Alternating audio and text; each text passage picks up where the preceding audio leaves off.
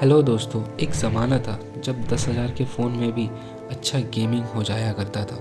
लेकिन फिर आया गेमिंग वर्ल्ड में एक बूम। मार्केट में तो ऐसे गेम्स आए जिन्होंने गेमिंग की दुनिया ही पलट दी। हर कोई सिर्फ इन दो गेम्स को ही दिन रात खेला करते थे। लेकिन फिर तभी कुछ ऐसा हुआ कि सब लोग अपने घर पे ही रहने लगे बिकॉज ऑफ लॉकडाउन। 2020 में हम सब ने ही कोविड की वजह से घर में ही वक्त गुजारा था। लॉकडाउन की वजह से हम अपने दोस्तों से भी बाहर मिलने नहीं जा सकते थे और सबने घर में रहकर ये online multiplayer voice chat game खेलना शुरू कर दिया।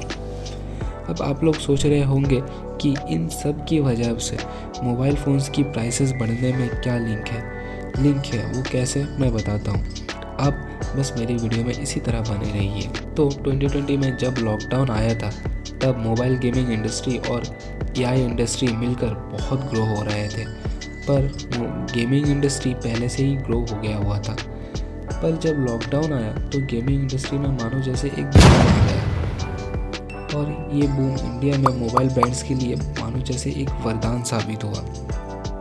The rising of AI. 2020 में जब चैट जीपीटी ने डाउनलोड्स का सारा रिकॉर्ड तोड़ दिया, ओपन एआई ने मानो जैसे तबाही मचा दिया पूरे मार्केट में।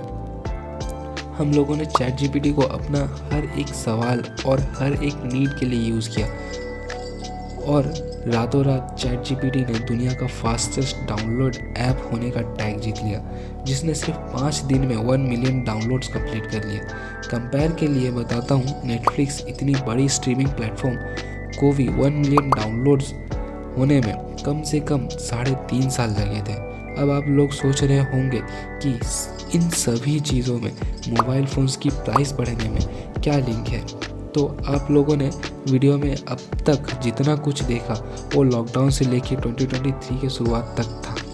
The shortage of GPU. साल 2023 में चैट जीपीटी की क्रेज़ इतनी ज़्यादा हो गई थी, मार्केट में जीपीयूज़ की शॉर्टेज पड़ गई क्योंकि चैट जीपीटी जैसे एआई को चलाने के लिए बहुत ज़्यादा अमाउंट ऑफ प्रोसेसिंग पावर लगती है और इतनी ज़्यादा प्रोसेसिंग पावर एक जीपीयू ही फुलफ़िल कर सकती थी, जिसकी वजह से एनवीडिया की हाई एंड चिप्स जैसे कि H100 की डिमांड एकदम से बढ़ गई। इस वजह से एंटरप्राइज जीपीयूज़ की भारी कमी हुई और उनकी कीमत $4,000 तक पहुंच गई। The rise demand of HBM VRAM SSDs।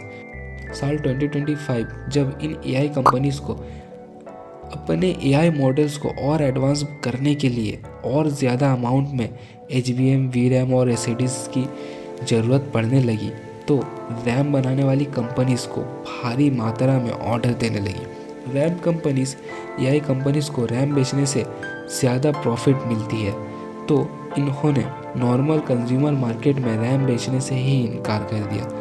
Even कि सैमसंग की कंपनी खुद की ब्रांच जो रैम बनाती है उसने भी सैमसंग के खुद के मोबाइल्स के लिए रैम देने से ही इनकार कर दिया।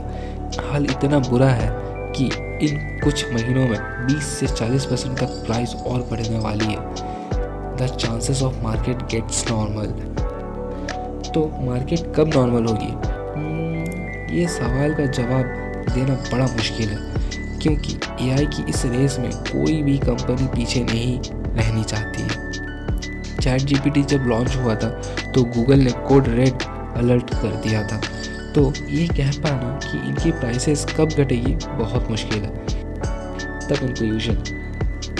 तो अगर आप 2026 में फ़ोन, लैपटॉप या कंप्यूटर या कोई भी इलेक्ट्रॉनिक्स जैसे कि टीवी, प्रोजेक्टर etc इनको लेना चाहते हैं तो मैं बता दूं कि इन सभी की प्राइस 20 से लेके 40% तक हाइक होने वाली है। तो मुझे नहीं लगता कि आपको 2026 में इलेक्ट्रॉनिक्स की कोई भी प्रोडक्ट खरीदनी चाहिए क्योंकि आप लोग अगर इसी तरह महंगी चीज़ें खरीदते रहे तो ये कंपनी अपनी मनमानी करती रहेगी और आप इनके लिए इनकी मनी बैक बन के रह जाएंगे। तो अगर वीडियो इन्फॉर्मेटिव लगी हो सब्सक्राइब ज़रूर करें और वीडियो को शेयर भी करें और मेरे स्टाइल पसंद आया हो तो लाइक भी कर दें। Thank you for watching. मिलते हैं नेक्स्ट वीडियो में।